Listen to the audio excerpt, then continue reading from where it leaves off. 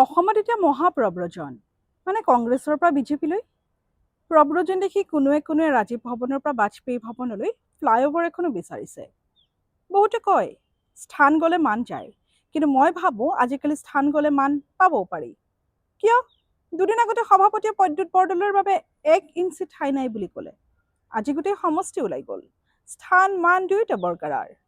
এনেও ৰাজনীতিত স্থায়ী শত্ৰু মিত্ৰ বুলি একো নাই, থাকে মাথো স্থায়ী আসন। ভাৰতৰ ৰাজনীতিত 9 ঘণ্টাত 3বাৰকৈ দল সলোৱা নেতাও আছে। ভূপেন্দ্ৰ প্ৰদ্যুৎহঁতে এবাৰহে কৰিছে। মাজে মাজে ভাবোঁ বিজেপিৰ ৱাশ্বিং মেচিনটো দি বৰ্তমান অসম কংগ্ৰেছে কি জানি নিজৰ দলটোকে চাফা কৰি আছে। ভাৰতৰ ৰাজনীতিত এতিয়া শক্তিশালী আৰু প্ৰভাৱশালী নেতাৰ সৈতে মিলি চলিবলৈ সকলো বাধ্য। বিৰোধী হৈ থকাটো ইমান সহজ নহয়। সকলো ফালৰ পৰাই বৰ্তমান বিৰোধী হোৱাটো কষ্টকৰ। পাৱাৰ নাই, নতুনকৈ টকা ঘটিবলৈ ঠিকা টুকুলি চিণ্ডিকেট নাই, ইডি CBI আছেই, গতিকে আচৰিত হ'বলৈ একো নাই। ৰাইজেতো এইবোৰ একচেপ্ট কৰি লৈছে, গতিকে দল সলোৱা নেতাক জবাবদিহি কৰাৰ সলনি ভোট দি জিকাই আনিব বুলি সম্পূৰ্ণ বিশ্বাস আছে। এই দেশক আমি ৰেপিষ্টক ফুলৰ মালা পিন্ধাওঁ। ৰাজনীতিবিদৰ মুখৰ মাত কথা বেয়া হ'লেও আমি সহ্য কৰি থাকোঁ।